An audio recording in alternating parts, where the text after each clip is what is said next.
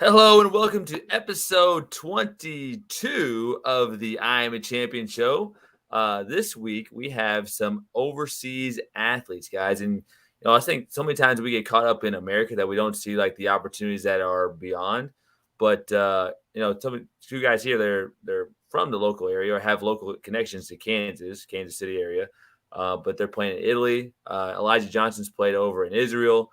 And Kyle Weems is playing in Bologna, Italy now. So some really cool insights on what they've learned playing in different parts of the world. Yeah, I'm looking forward to this, Jason, because I played NFL Europe for 2 seasons, and to this day, I still feel like that was the most fun I'd ever had at football in my life. The fan base is over there for all American athletes is pretty good. It's a different experience. You get exposed to cultures that you might not, especially if you're a young kid or a young player, both genders. And it's just better. There's opportunities out there that are outside of our little realm that we see. And to be honest, I think that I'd love to see a lot of these games be more global anyway. I'd love to see us, be exposed to their sports, our sports. I'd love to see that stuff. So I'm really looking forward to hearing what these guys have to say. Well, Jason, I know you're excited. I mean, you got a former, Missouri State Bear, the Bear connection. So let's bring him on and let's get after it. All right, let's do it. Here we go. Kyle, good morning to you. How you doing? I guess it's probably good evening for you over on the other side of the world. So good evening for sure.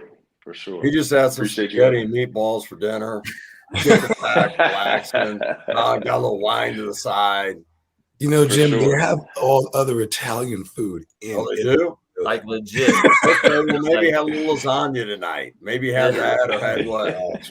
My kids would be excited if he had some raviolis. They like the raviolis. There we go. Yeah. Well, Kyle, you've been playing overseas for like almost a decade now. Is that right? So, yeah. If you could tell us, what are some of the 3 lessons that you've learned, outside of playing basketball that, being able to be adaptable, kind of, change, your perspective on, what being a professional looks like. How has playing overseas kind of helped you mold and grow into the person you are today? It's a great question. I think one thing that I like to pride myself on is one thing my father instilled in me is just kind of be a chameleon.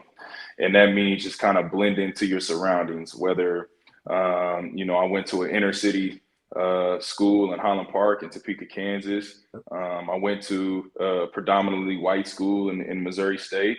And I've lived in 4 different countries over here. I've lived in a predominantly Muslim country, being in Turkey. I was there for 3 years. And honestly, that was, some of the best years of my life. It was very Americanized. Everything was kid friendly for both of my sons. And my wife enjoyed it. There was a ton of shopping. There was a ton of nightlife. So just being able to blend in and just really submerge yourself into the culture, I think is really, really huge in a guy's, life like myself. I haven't been able to pick up all these languages fully, but I can get around, good enough, order off of a menu. But just trying to pick up some of, their language is they really take, pride in that, and they really enjoy seeing you try to kind of live like them. So just being a chameleon, blending in with my surroundings, and as far as being on the court, just being consistent. Trying to stay out of the limelight, stay out of the way. I'm not really a club person. Go to dinner with my wife, go to dinner with some teammates and their wives. But the nightlife over here can be kind of crazy. In the States, a lot of things shut down around 1:30, 2 o'clock. In Europe, a lot of things don't get going until about 1:30 or 2 o'clock in the morning. So, if you get kind of wrapped up in that stuff, obviously it takes away from the real reason why you're over here, and that's to earn a living and to be at your best. So just kind of try and stay consistent, kind of stay out of the way, and it's been working this is my 10th year now. Hey, Kyle, let's talk about that. You see, I hear it all the time, and you probably heard it, like kids that they end up playing in college, and they're talking about maybe not going to play in the NBA, and they all say, "What are they going to do? I'm going to play overseas." I mean, I hear it all the time. I want to play overseas. That's what I'm going to do. Right. And I want to get into this part of it. Tell me this, like for somebody that really wants to play overseas, because you see people that say that and they go for a year and they come back and they don't play again. And these divisions of levels are all different, right? So Yes. what is someone that's maybe in college that has a desire to play professional basketball? What should they be doing now to get themselves prepared to do that, and maybe finding an agent or somebody that can help them find in the right places that'd be a good place for them to play at and kind of build their career? That's a good question. Obviously, first thing is, I mean, you need to have some numbers. It doesn't matter really the level. One thing I can say about European general managers, European scouts is they're not afraid to go get a guy from an NAIA school or Division II. You can play the game and you have good character, they're going to give you a chance. Obviously, the better representation you have in an agent or agency, the best possible chance that you have to succeed. But I've been blessed with not having a money hungry agency. And what I mean by that, a lot of these agents over here will take the highest deal that they can get for you immediately when that deal maybe won't be the best basketball situation. My agency has turned down better financial opportunities for me to put me in a better basketball situation because they know that me being able to be consistent, play for a really good coach, I'll make that money back on the back end. And you hear some of these kind of horror type stories of guys, having agents that just want to, because over here it's not like the NBA. I don't have to pay my agent. My team pays my agent 10% of my contract. So a lot of these guys want to sign you to the highest deal. Once they get their agent fee when you sign, they could give they could give two whats about how you do with your contract. And I haven't had to deal with that. So I've been blessed. But just, and also just building your character. Building your character is really important. I know a lot of guys out there, high school, college, they just, they want to get buckets or, they want to have dunks and, shoot a lot of 3-pointers. But you got to be a good guy or a great woman off the court. And I think that your character is even more so important in Europe than it is in the NBA. It's funny you mentioned how you said your dad said you wanted to be a chameleon. My dad always said he wanted me to be a Renaissance man, which is like be exposed to different things. And some of the backgrounds, dude, grew up in Southeast Washington, D.C., moved to Maryland, and was around everything. And it's good to hear you say that. And it's hope people, the next generation of kids, keep hearing that you, like, where we started, that's not where we're supposed to end. That's just a starting brick in our foundation. But you mentioned playing overseas. I did it for a little while. It's dramatically different now, but I hear you about the whole agent thing. So when you were picking your agent to play overseas, what was the biggest factor? For me, it was I wanted you to put me in the best situation where if I had a shot to go back to the NFL, what would that look like? And how would it work? And we were the same way, that we didn't have to pay the agent or any of that stuff. It came out of our contracts. And but how did you pick yours? So basically, coming out of Missouri State, I was able to graduate not necessarily early, but early from my playing time. I didn't decide to go on and do the grad school thing. So whenever I played my last collegiate game in the Missouri Valley Conference tournament, I decided to go out to California with my uncle Chris Weems, who's player development with the Golden State Warriors at the time and now. So I was just getting ready I was hoping, the draft and all these draft workouts, but I had 2 to 3 agents. One was a little bit lower level, represented a couple of my college coaches, represented a couple guys that were overseas, guys that were from the Missouri Valley Conference. So I felt like he had kind of knew what was, best for me and somebody in my specific situation. I had another guy that was with CAA, which is one of the, biggest sports agencies in the States with, I think Dwayne Wade was with them, and they had maybe Kevin Garnett early on. I don't know all the big names, and that's where I kind of started seeing the realness of this business. Is to the first guy I'm talking about, I was going to be one of his main guys. He was going to fight for me tooth and nail.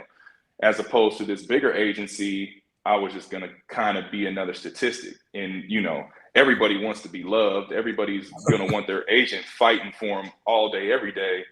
But with this bigger agency, it wasn't really like that.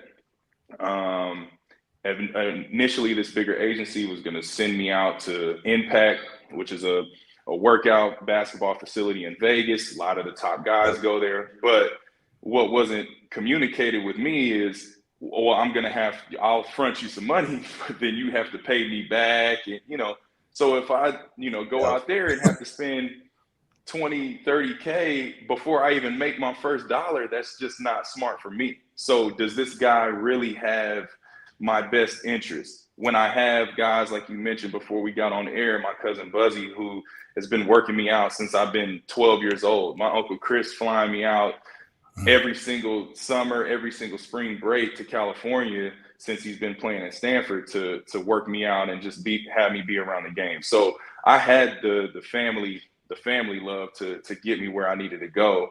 And 2 out of the 3 agents understood that. And there was another agency that gave me the best of both worlds. I'm still with him to this day. J.R. Hensley was with ASM.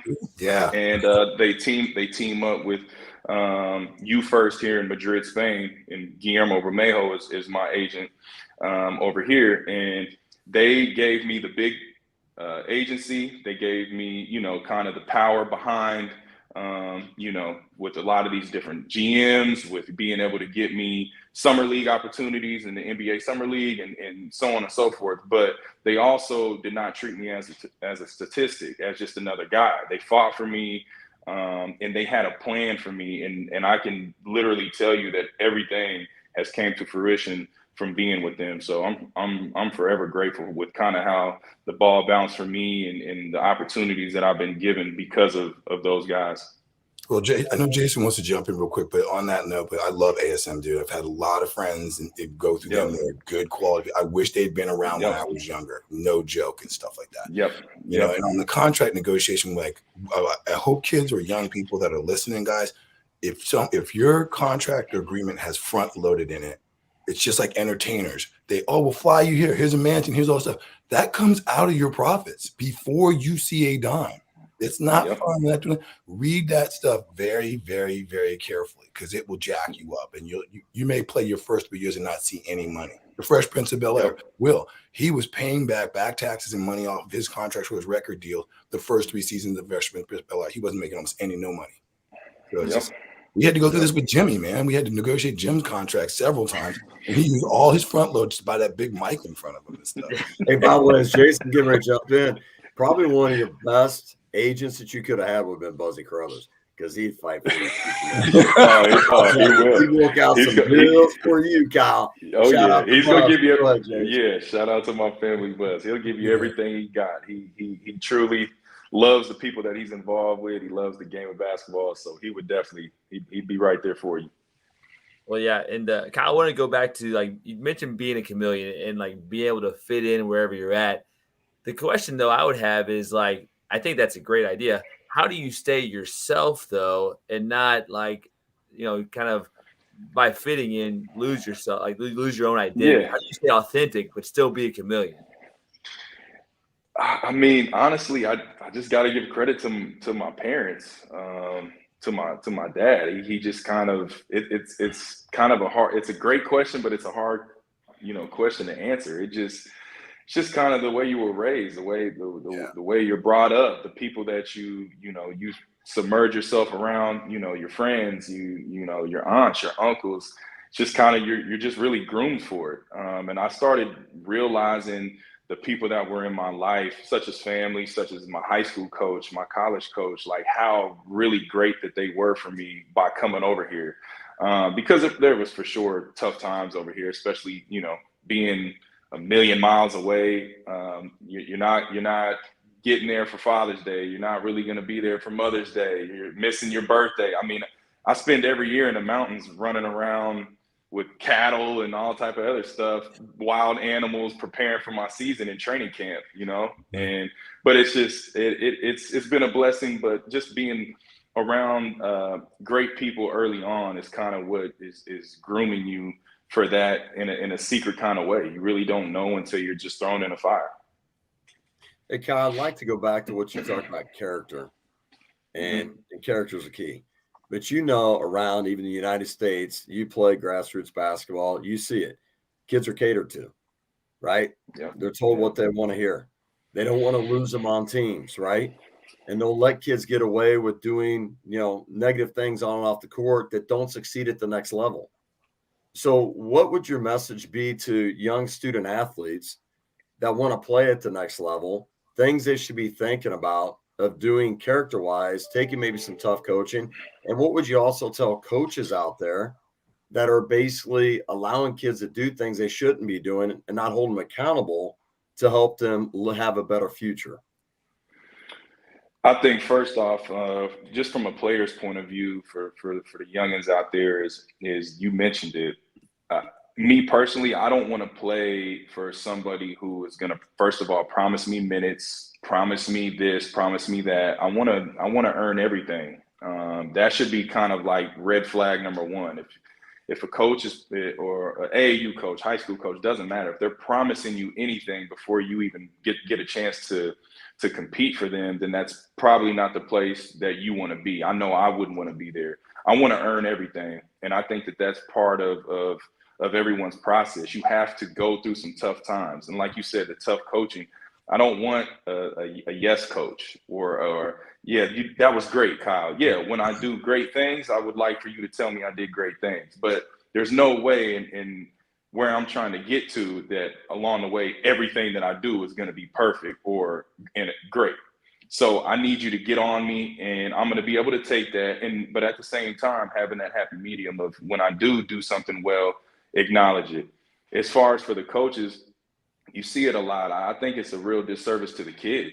If you're promising the kid minutes just to get them over to your program or high school, AAU, grassroots program, whatever, I think it's a disservice to the kid. But I also think it's a disservice to the game, because that's not the way that all the great coaches get the game across. Everything, when you speak about, great coaches like, John Wooden or even Bill Self or Popovich, they weren't promising guys anything. They weren't catering to guys. They were making guys, show up every day, be consistent, and work their butts off. And, it's obviously me being 32 years old. It's easier for me to say that now because I truly understand it. But just if I were to know that at the age of, 15, 16, you have a head up above everybody else. If you can, the sooner you get to being able to having that thicker skin and being able to accept, somebody who's real, not just tough, somebody who's going to tell you the truth, I think the better off our kids will be.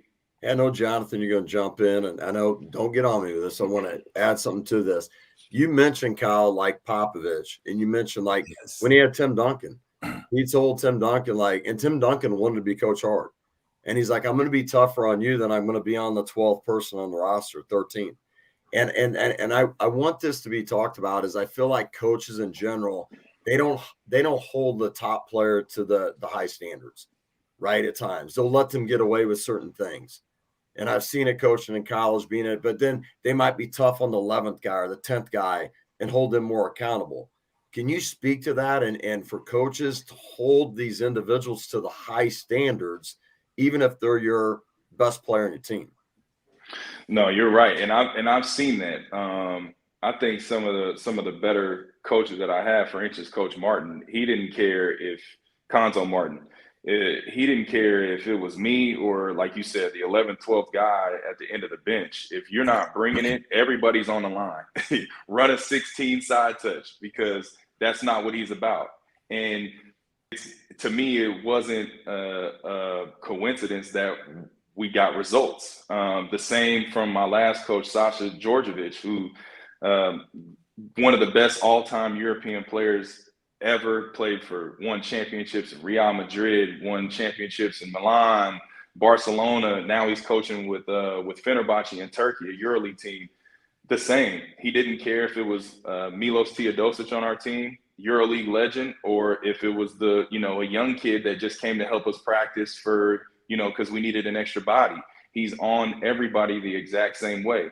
And I think from a player standpoint, you're going to run through a brick wall for that guy, because just the respect factor from the jump is there. But to go along with what you said, I've also had some coaches that, kind of give that top tier player a little bit of a pass, and they want to jump on the kid like that I mentioned, that's coming here just to help us out because we need a 10th body.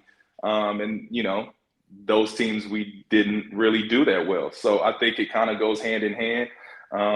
But I think that's kind of what our game is missing, and even football as well. I'm sure that some football players could say the same about just the consistency of holding players accountable, no matter what level on the depth chart you are. You got to be held accountable if you want to get results in sports.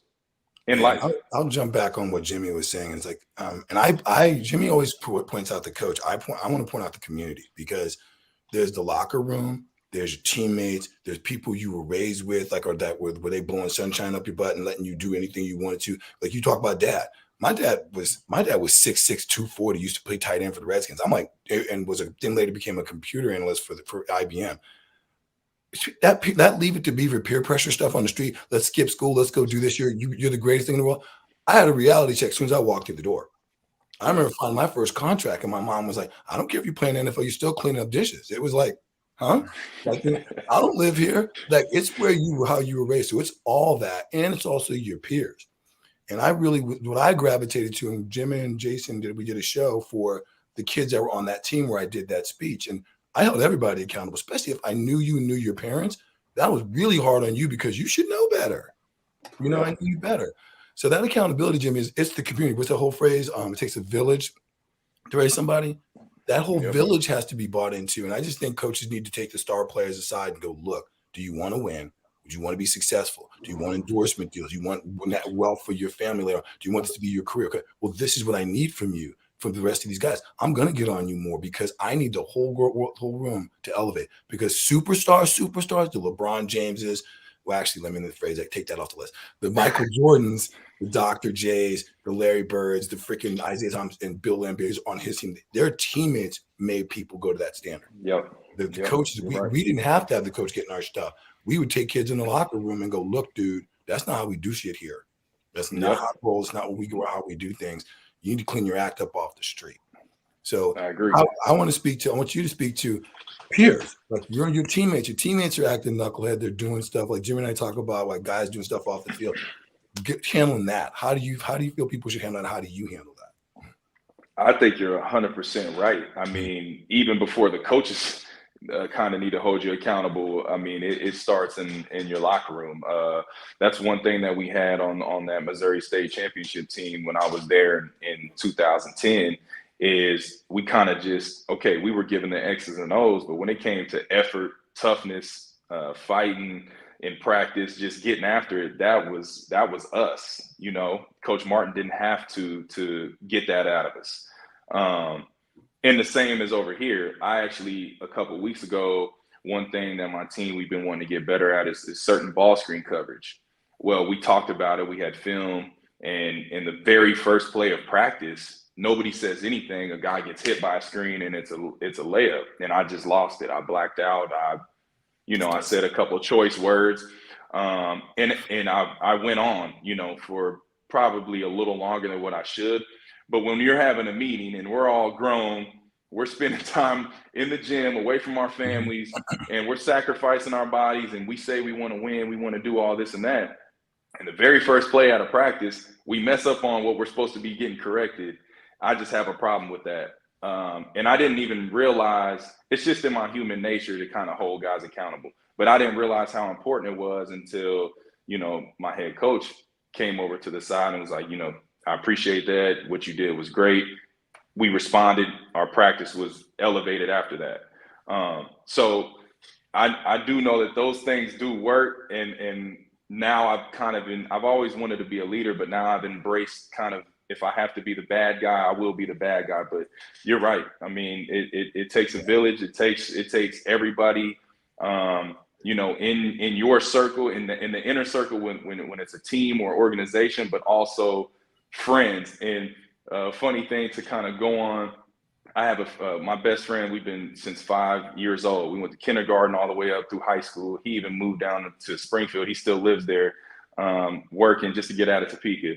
And I could have 30 points and he'll be like, yeah, but you went 4 for 7 from the free throw line. You know what I mean? So it goes back to kind of, to hit on the head what you said about, it's holding your people accountable. So if they're holding you accountable, then When a coach does it, it's not really going to matter.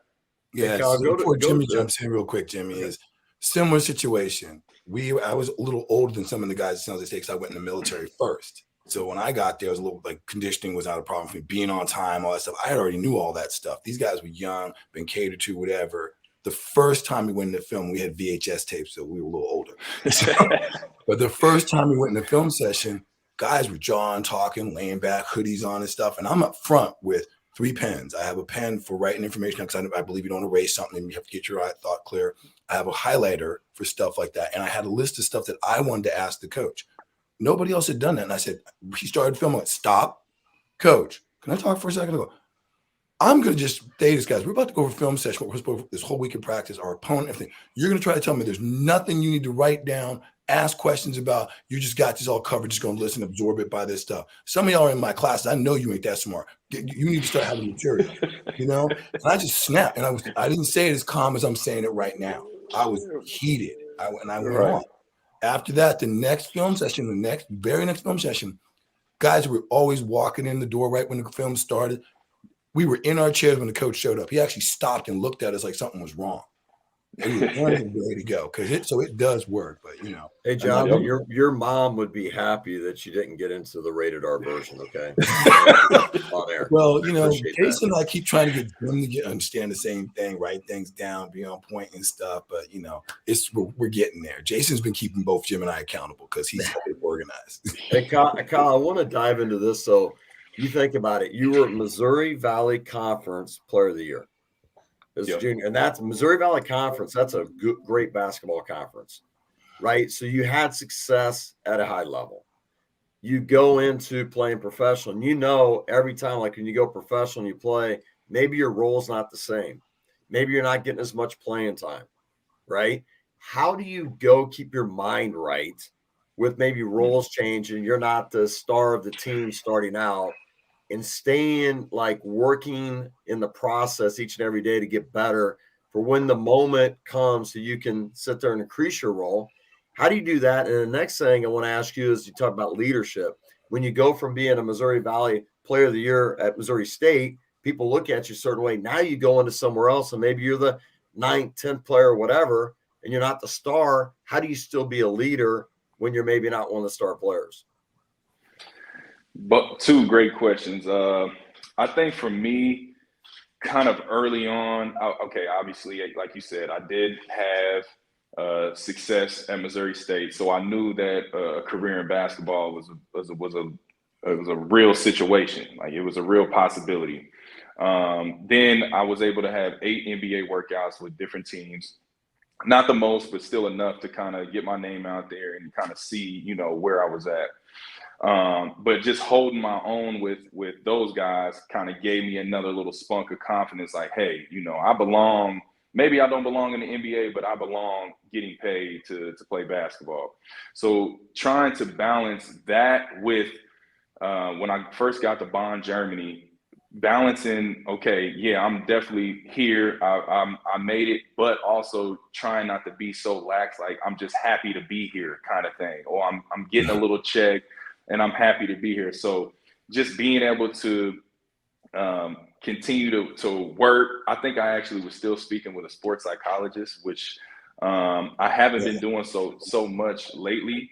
But speaking with a sports psychologist my rookie year, and then again back to I have a really great agent, just put me in a great basketball situation that from the jump, hey, we'll probably bring you off the bench. I had other guys that were great college players, like Patrick Ewing Jr. was on my team, Jared Jordan, who I think led the NCAA at Marist and assists. Robert Vaden, I think, was second in the NCAA in scoring. He played 2 years at Indiana, 2 years at UAB. So just having some good veterans to kind of show me the way, and having just a perfect coach. He let you rock out.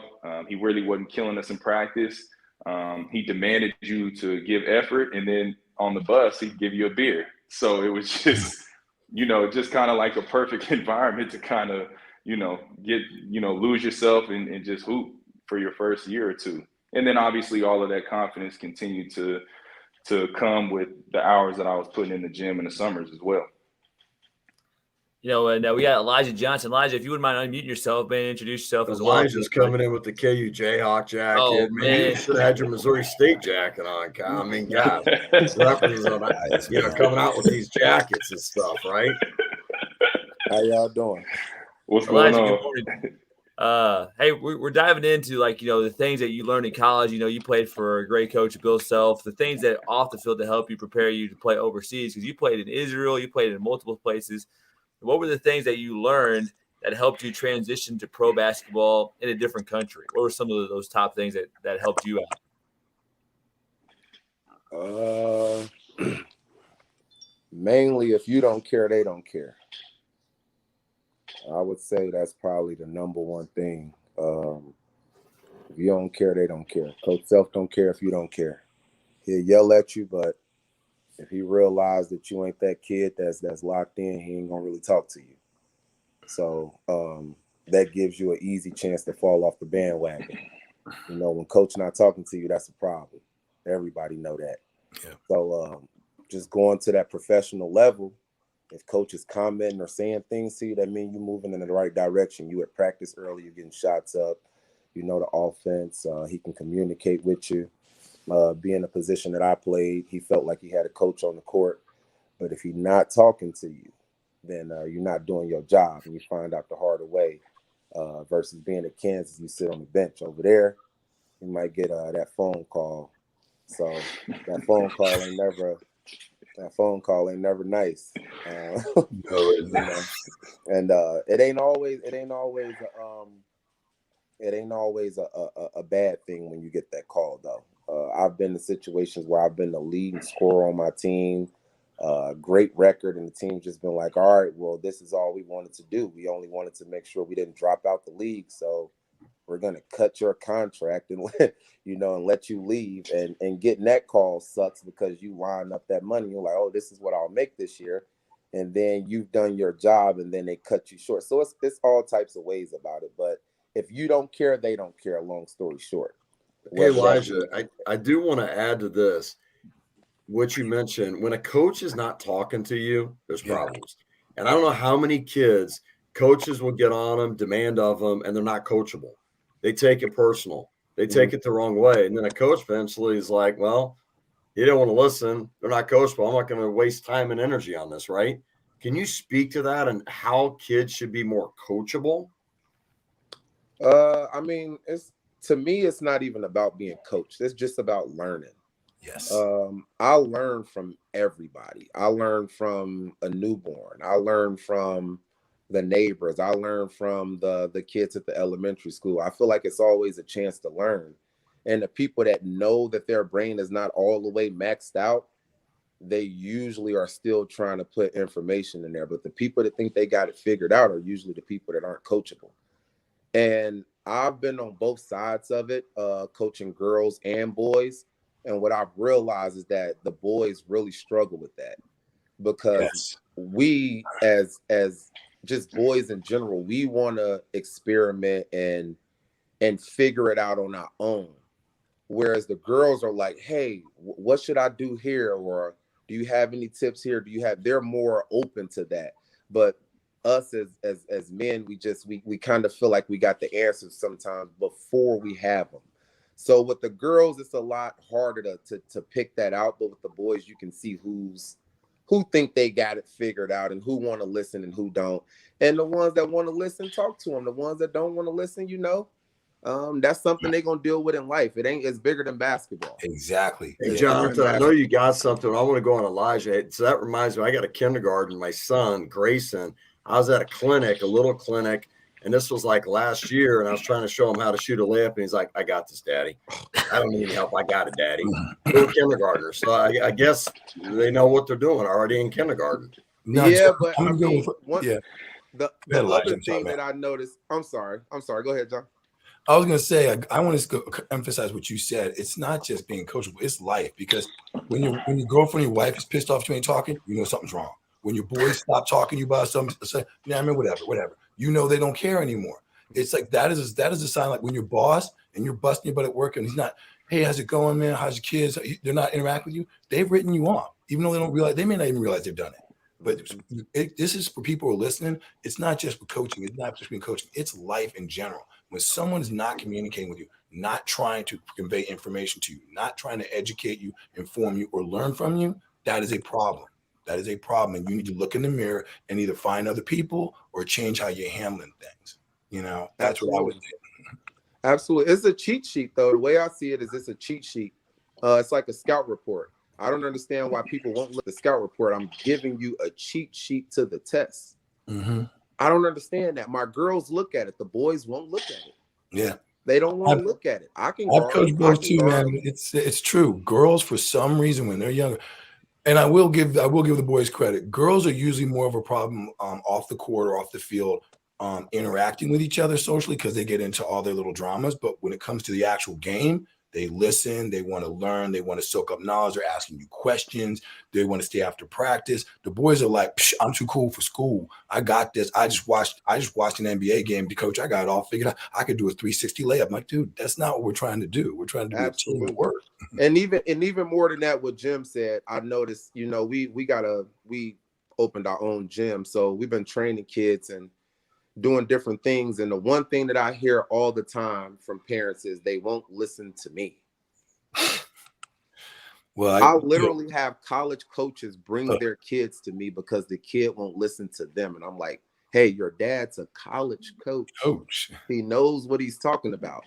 But it's a different kind of blockage right there when it comes from the parents, Jim. So don't take it personal, man. Yeah, no, I want to dive into something, but I do want to mention that I tell coaches all the time, we have a big responsibility because we have such an influence, because kids will listen to us and we can impact kids' lives and we can transform them through the sport that we're coaching because we have something they want.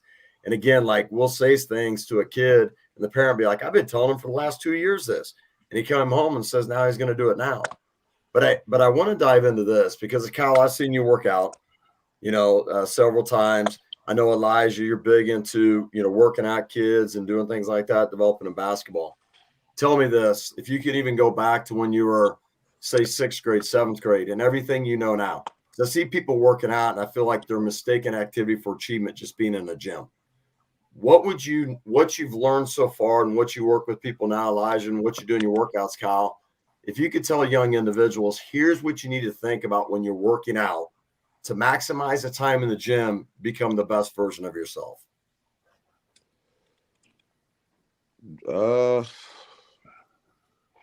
I would just say don't waste time. I'm big on not wasting time. And I mean, everybody gets to that point where you realize that, but if you in there wasting time working on, they call it the jelly layups and all that now, like that kind of stuff got to just come to you, man. Like, I'm not going to the gym to work on that shit. I'm not going to the gym to work on no reverse jelly layup. No, you either got that or you don't. Get in the gym and try to make 9 shots in a row 9 different times. Do that.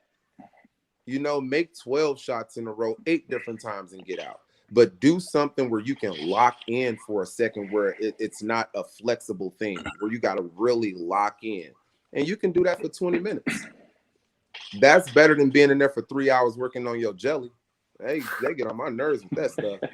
They bother me with that, man. The crossovers and all, and even with the ball handling, like I'm okay with stationary ball handling, right?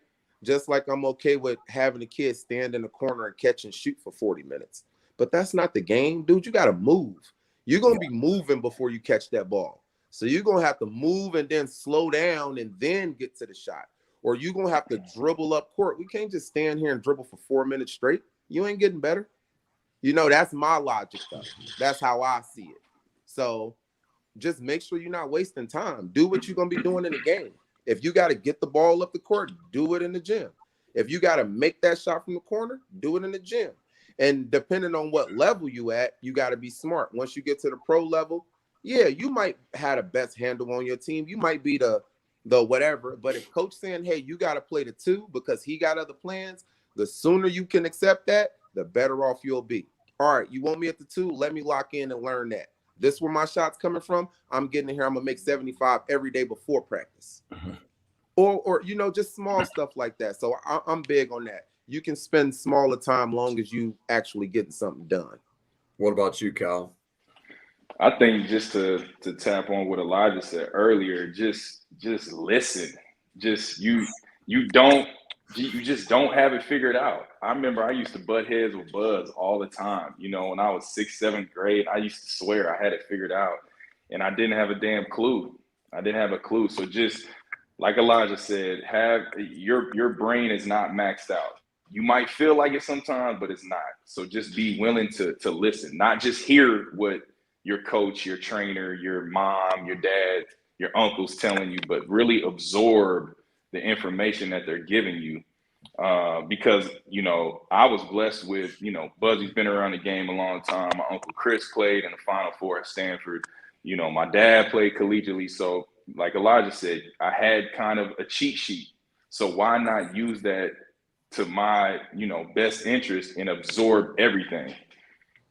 Hey, on that, Jonathan, I know you're going to add some, but I want to tell you this, Elijah. I feel like, too, kids, a lot of times in gyms, they go in and work on stuff they're not even doing in games. They go in there and they want to learn the NBA James Harden extra step back step. And it's like, hey, Jim, you don't have the fundamentals down yet. Jim, when they come in my gym with that, I tell them straight like it is. And that's why I know we're going to do what we're doing for a while. When they come in with that mindset, I tell their parents, I say, hey, I'm going to send you your money back. Go ahead, take your kid to the park. Your kid not trying to work on what you finna spend this money to work on. Yeah, I agree with you 100%. I'll tell them, though. Most Mhm. people won't. Trainers will get you in there and they'll babysit you for 30, 45 minutes. Take that money and send you on your way. Hey, Elijah, Johnson going to add, but how many times I tell people all the time, like if I work somebody out, I'm like, I'm going to show you what to do. Yep. Go do it for a week. If your child does this for a week on their own, call me. Otherwise, don't call me back. Go spend your money somewhere else because you're wasting your time, right? Exactly. Jim, same thing. It's like in Elijah, same plan with you. Like, I really feel like you're like, people don't realize athletes train. They don't work out. They train. And that means you're going through a prescribed thing to get better and apply that to something. That's what training means. And if you're not going to work on your game, like the game, don't waste my time. Don't waste my time. And I tell kids all the time, when you come in here to train, you should be working on something that's going to translate to a game or activity situation. If it's not, you are wasting your time. You're wasting your time doing a drill that you're never going to use, except maybe in a highlight reel. And it's just ridiculous. And I mean, I have a Division I athlete as a daughter, and we would butt heads a little bit. But when it came down to like getting her prepared to play, because I wasn't a volleyball player, not really. So I didn't understand the game as much as she personally did. But when it came to the physical side, like getting ready, getting strong, getting your vert up, she didn't argue with me at all because she knew I could go in the workout and do it with her. I'm in my 50s and I was still rolling with her. I'm like, this is not helping you. This is not doing. How does this help your blocking? How does this help when you dig? That she hated battle ups. Like she hated them. And I said, well, think about it. That's you doing digs. That's you doing blocks. That's you doing your hitting. That's all your arm movement, the mobility, the strength, the endurance. It's translating to something. And she elevated after like a year doing that. She's not going to challenge somebody that looks like her dad looks like The Rock. She's not going to challenge that guy. Come on. No, okay, but so another question I wanted to ask you too, and I've been there, was when we were in NFL Europe, we like, obviously I played for the Scottish Claymore, and I'm not Scottish, but we had to blend in and have a good time and everything. But when we played the London Monarchs, the Scottish people were like, you're a Claymore, we hate England, you're our guy. They treat you like you were one of their own. So how did you guys enjoy the fans over there? I'll let you go first. I mean, honestly, right now, these are probably. I mean, first of all right, he's played in front of the best probably college fans in all of the nation. So, but I feel like I've played in front of some of the best in Europe, and the fans in Turkey, which I'm pretty sure he played there too. The fans in Turkey are ridiculous. I've seen firecrackers being thrown on the floor. People being in the stadium 2 hours before we got there. They're drunk. They're in there smoking weed. I've seen two guys. We were actually playing Anadolu Efes when I was in Besiktas. And these two fans, one was screaming his chant louder than the other. The other one didn't like that he was louder, and they were throwing hands while the game is going on. And they have the same shirts on. They're repping our team, and they are fighting, fist fighting. The police didn't break it up. They didn't stop the game. None of that. They eventually were both bloody. They just kept cheering. So, like, the passion here is nothing that you would ever imagine. Here in Bologna is probably more like playing for a Kansas university. Just, this is basket city. They don't care about anything else. They don't care about soccer. They don't care about anything. They are coming to the games. They live for this. They die for this. We won the title last year in the Italian League, first time since Manu Ginobili played here. And grown men were coming up to me on their hands and knees crying, like really real live tears. So it's very important. The passion here is as good as it gets. Hey, Kyle, I heard Bruce Weber talk about this. He was overseas watching it was a championship game overseas or whatever it was. A guy left the stands with a chair to go after one of the players, and they get the guy under control. They didn't kick him out. They just put him back in his seat. And stay for the game. Jimmy, we could be on here for 2 hours with stories about fans. Yeah. They bring the flares off of the boats. Yep. Like I call them the castaway flares that Tom Hanks had when he was like, those flares are in the arenas. I've seen homemade, M60s be thrown, water bottles, beer bottles. I mean, it doesn't matter. I've seen it be thrown on the court. So it's crazy. What about you, Elijah? Some of the same stuff. The craziest crowd I played in front of is out in Yugoslavia. And Yugoslavia is Serbia, Croatia, Albania, all of that mixed together. They had a big war back in the 90s, and I think it was in the 90s, and all of that split up. I was overseas in that operations, So when that stuff split up, man, they mark their territory, and for those games they turn it up. So the craziest crowd I played in front of overseas, I would say it was against Red Star at Red Star in Belgrade, and I was playing with FS, and this was like one of my first big games. This is me after Kansas. I'm playing in these smaller gyms. There wasn't really a country that I had been to where they had a real crowd yet. But this was my first EuroLeague game where I'm starting to see like what Europe was about. And before the game, like you said, 5 or 6 flares thrown on the court, paper thrown all on the court. They got this weird tradition that they wait till right before we jump ball, they trash the entire court. So right as they throw the ball up, they throw any and everything they can onto the court. And the players know it's coming, so we just walk off. So they clean the court up for the next 15 minutes, and then the game starts. I had 5 knee surgeries. I didn't like that. I'm getting cold. I'm like, man, we just warmed up for 40 minutes, and now I have to stand here for 20 minutes. So that was probably the most irritating thing. And then in Turkey, they just want to fight all the time, like you said. Yeah. They want to fight, whether they win or lose, happy, sad. They just want to fight, man, in Turkey. I didn't really enjoy Turkey when it came to fans. But Israel, I would say was my favorite. Israel's awesome, dude. That was my favorite. Awesome. It was my favorite because when you go to places like Turkey, you have a game that could be crowded, but then you have a game that could be empty, a game that could be crowded. So when you over there, it's hard to get up for that when there ain't nobody in the crowd, and you only playing once a week, maybe twice. In Israel, you're going to play once or twice a week, and every game you're going to have people in there. It was more Americanized, it was more Americans on each team. It was a better flow. They try to play basketball like we try to play. In Turkey, they say you only can have like 2 players on the court with certain divisions, and it was just a lot more complicated. So to me, Israel was the most fun, but Yugoslavia was the craziest. Yeah, so I had one experience. We were in a pub outside in Edinburgh because getting American food in Scotland was awful. Not to talk bad about Scotland, people. Scottish is an amazing area. Be careful. The food was awful. It was so I had to go try to find some, like, I just wanted a steak or a hamburger, like real food. So we went to this pub, and I'm watching soccer, and I'm an athlete. We've all been athletes. I'm watching soccer on the court. One, I should have called it soccer. That already got somebody mad, and there was like 3 of us in there, and obviously we stood out. And somebody did a great athletic play, and I was like, oh, that was sick. And the bar got pin drop quiet, people are looking at me, and some dude goes, "All right, you better tell your boy you can't do that stuff." Like, it was the other team, of course, and he went off. And like then the game's over, they lost.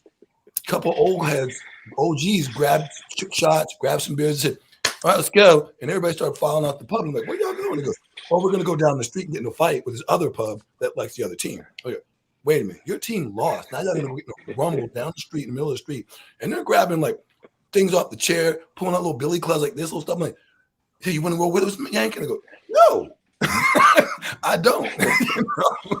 And I just look at us and I go, "Man, fans overseas are they're just different.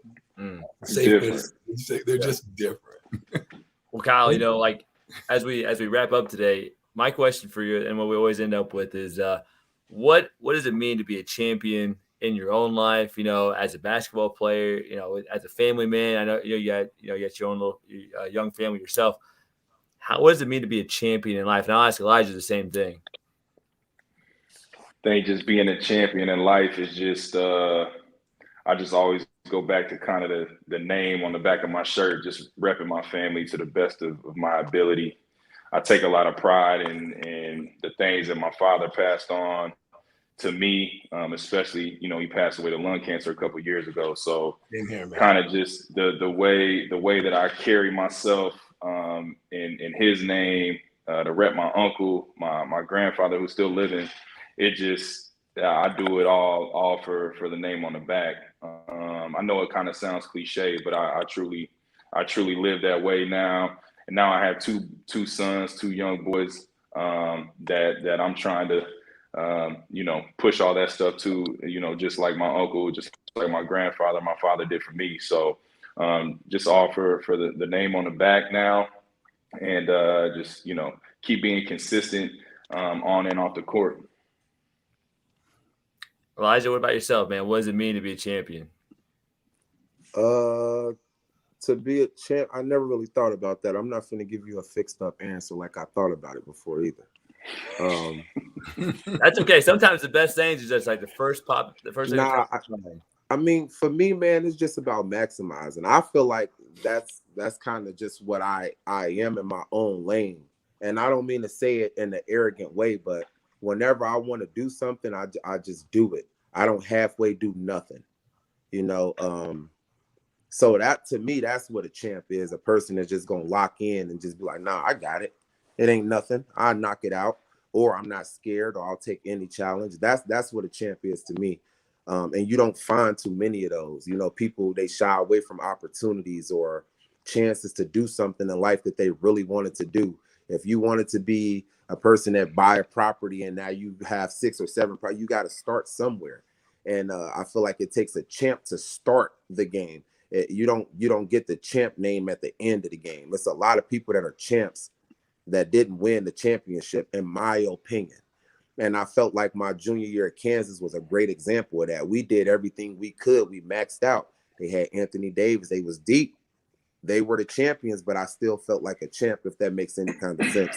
I left it all on the table. So to me, that's what being a champ is. It ain't about winning or losing or a trophy. It's about you feeling better about the situation and knowing that you did what you could do to control it or contribute. Hey, Elijah, that is a different answer than what I thought I was going to get. I thought you're going to be like it's being a KU men's basketball player, being a champion, Rock Chalk Jayhawk. I thought that's. I mean, hey, we got a couple of things too up there in the trophy case upstairs. So that's another definition too. But before that, I was a champ before that. That's how I got the ring.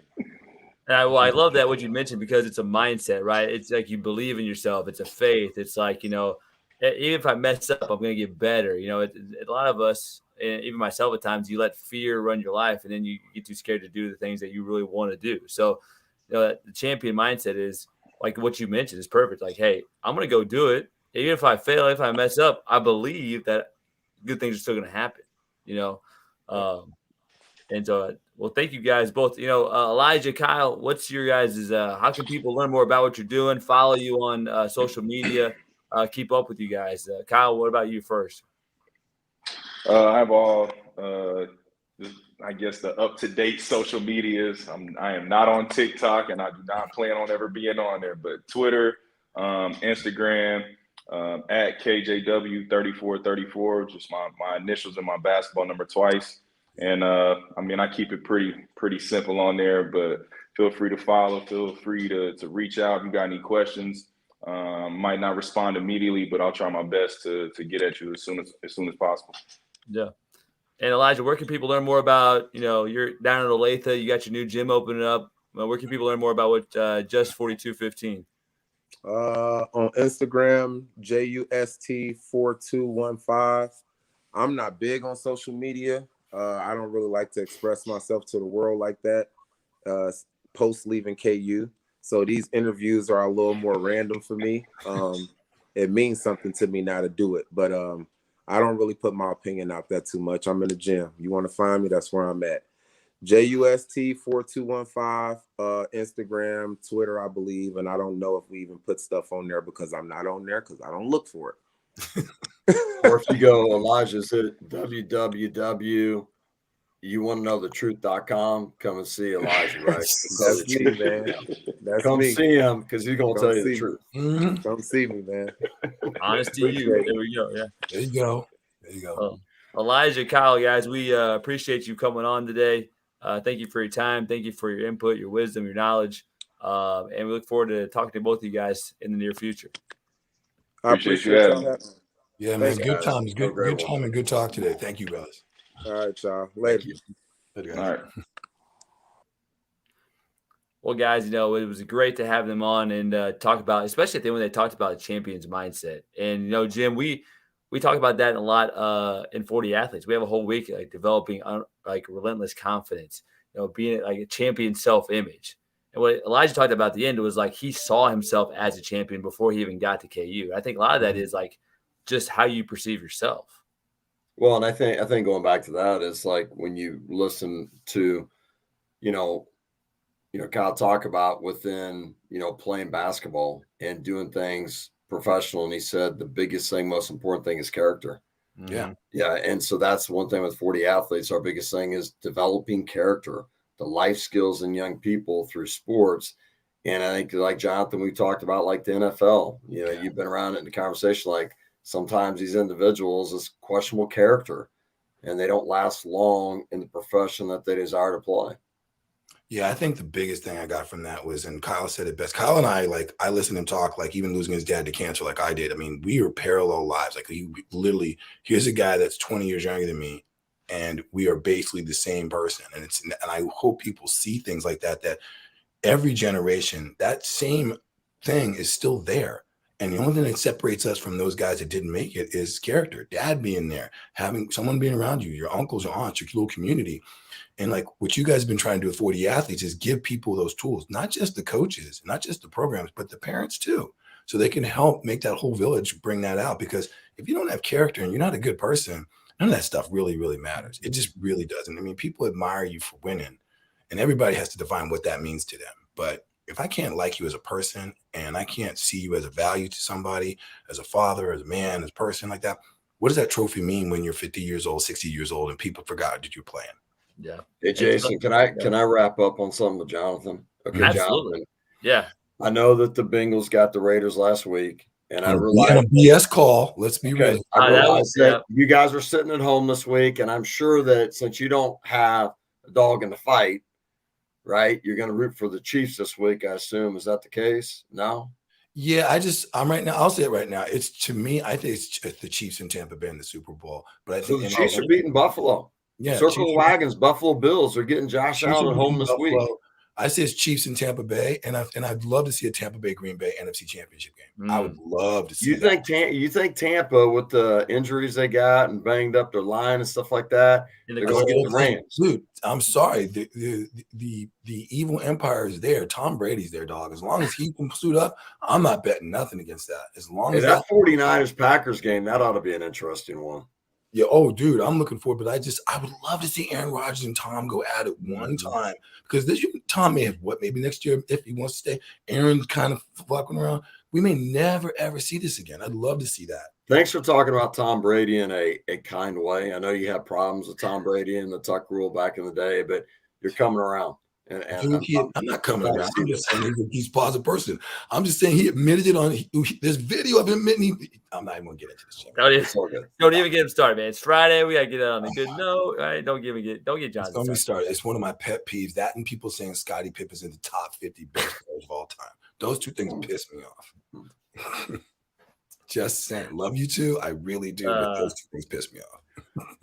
Well, guys, hey, by the way, check out 40athletes.com and book a discovery call. Me, Jim, and we can get Jonathan on board as well to show you how we can help your kids win in the game of life by also including coaches and parents building that village mentality.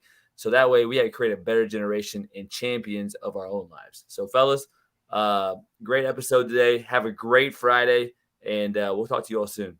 All right, guys. Take care. Be good.